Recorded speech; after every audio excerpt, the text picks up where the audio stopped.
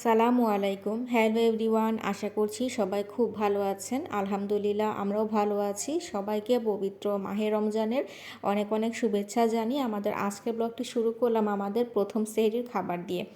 তো সেহরির রাতে আমরা কি কি খেয়েছিলাম সেটা প্রথমেই দেখে নিয়েছি। এটা তো আগের দিনই আম্মু রান্না করেছিল। আর তারপর সারাদিন আমরা প্রথম রোজাতে দিনের বেলায় কি কি করলাম, কি কি ইফতার আইটেম করা হয়েছিল সেই সব নিয়েই থাকছে আমাদের আজকের পর্বটি। প্রতিবার অবশ্য আপনাদের সাথে আমি এটা শুরু করি আরও অনেক আগে থেকে, যেমন কি কি বাজার করলাম, মুদি সদাই, মাছ মাংস সব কিছুই প্রিপারেশন আপনাদের সাথে আমি শেয়ার করি। কিন্তু এবছর আর সেটা হয়ে ওঠেনি। তার কারণ আমি এবার বাজারগুলো একসাথে করতে পারিনি। দেখা গেছে মুদি সদাইটা 2-3 বারে ভেঙে ভেঙে করেছি সুবিধা মতো। মাসের যখন আমি একসাথে বাজার নিয়ে আসি সেই সময় কিছু করা হয়েছে।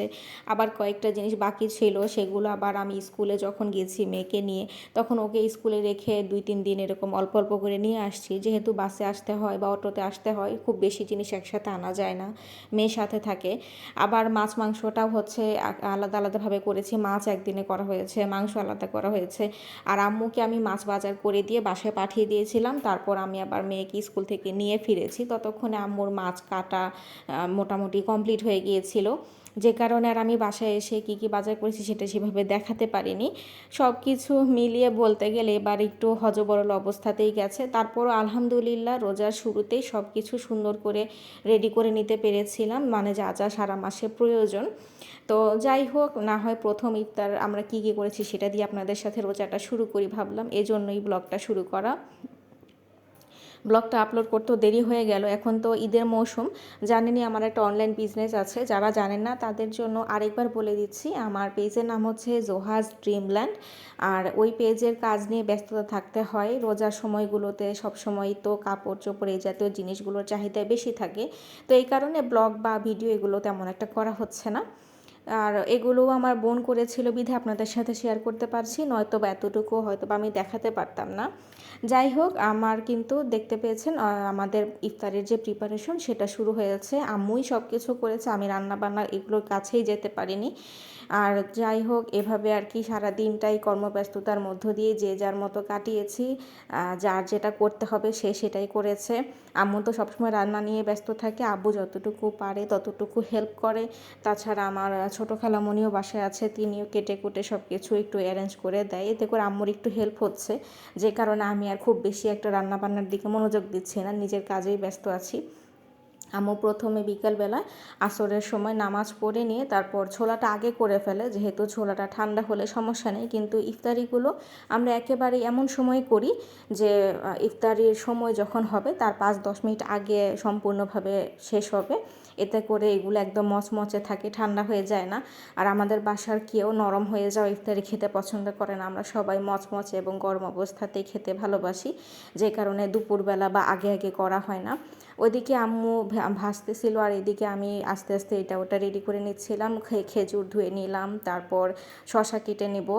আর তরমুজটা খালামণি বিকালবেলাতেই কেটে রেখেছিল ফ্রিজে, ওইটা পরে বের করে নেব।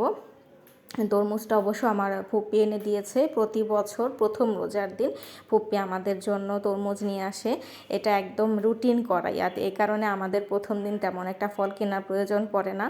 আর আমাদের বাসার সবাই খুবই সীমিত আকারে মানে আইটেম খেতে পছন্দ করে, এক গাদা আনলেই যে খাওয়া হবে সেরকম না। আর আব্বুরও তো ডায়াবেটিক, যে কারণে আমরা যতটুকু করলে খাওয়া হবে বা নষ্ট হবে না, রোজা রেখে তো বাসি খাওয়ার প্রশ্নই আসে না, সেভাবেই আমরা করি।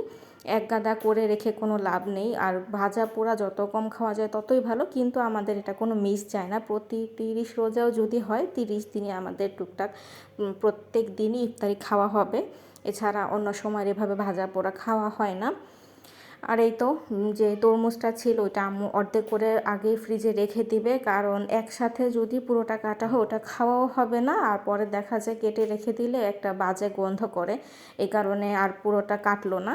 এখান থেকে ফুপ্পিকেও আলাদা করে দিয়ে আসবো আর আমরাও খাবো আর কি। প্রথম দিনের ইফতার তো ফুপ্পিকে একসাথেই আমরা সবাই মিলে খাবো। তো এই জন্যই সব কিছু রেডি করার জন্য প্রথমে আলাদা আলাদাভাবে আমি সব কিছু এক জায়গায় করে নিয়েছিলাম, তারপর শুধু প্লেটটা একদম লাস্টের দিকে সাজিয়ে নেব। তো এরপর আমি রান্নাঘর থেকে একটা একটা করে নিয়ে আসছিলাম, আর ওইদিকে আম্মু ভেজে দিচ্ছিল। কাজটা আগিয়ে রাখার জন্য আমি প্রথমে এই প্লেটে একটু একটু করে যেটা রেডি হচ্ছে সেটাই রেডি করে ফেলছিলাম, যাতে যখন আজানের সময় হবে তখন দৌড়াদৌড়ি না প্রয়োজন হয়।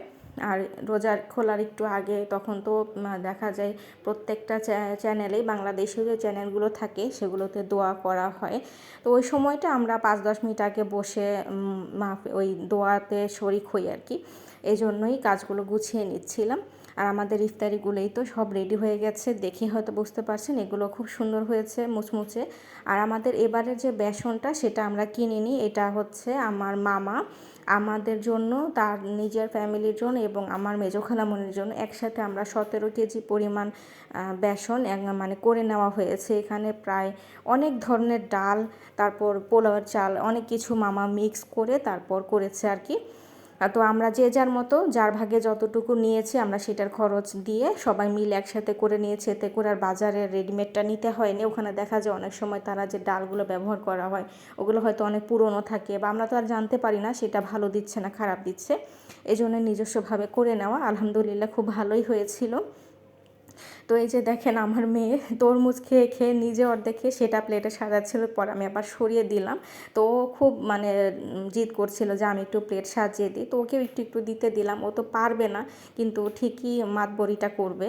তো প্রথমে কিছুক্ষণ করতে দিয়ে তারপর আমি ওকে সরিয়ে দিয়েছি, আমি আমার মতো করে কাজগুলো গুছিয়ে নেব। আমাদের ইফতারগুলো এভাবেই একদম ছোটোখাটো আইটেমের ভিতরে আমাদের যে প্রথম রোজা সেটা কাটলো। আর এবার আমরা জিলাপিটা অ্যাভয়েড করেছি, তার কারণ ইদানিং আব্বুর ডায়াবেটিক অনেক বেশি বেড়ে গেছে। রোজার মাত্র 2 দিন আগে তাকে সমস্ত টেস্ট করানো হয়েছে এবং এত বেশি বেড়েছে যেটা আমরা চিন্তাও করতে পারি। গত 2 বছরে তার এত ডায়াবেটিক ছিল না। তো এই কারণে আব্বুর কথা চিন্তা করে আমরা মিষ্টিটা এবার অ্যাভয়েড করেছি। এই তো আমরা সন্ধ্যার সময় সবাই মিলে বসে পড়েছি ইফতার করতে, আমার মেয়েকে সাথে নিয়ে। আর আমাদের আজকের ব্লগটি শেষ হবে আমাদের দ্বিতীয় রোজার ইফতার সেহরির যে আইটেমটা সেটা দিয়ে, আপনারা দেখতে পাবেন। আজকের ব্লগটি কেমন লাগলো সবাই আমাদেরকে কমেন্ট করে জানাবেন, এবং আপনাদের রোজা কেমন কাটলো সেটাও আমাদের সাথে শেয়ার করবেন। আজকের পর্ব এখানে সমাপ্তি টানছি। আল্লাহ হাফেজ, আসসালামু আলাইকুম।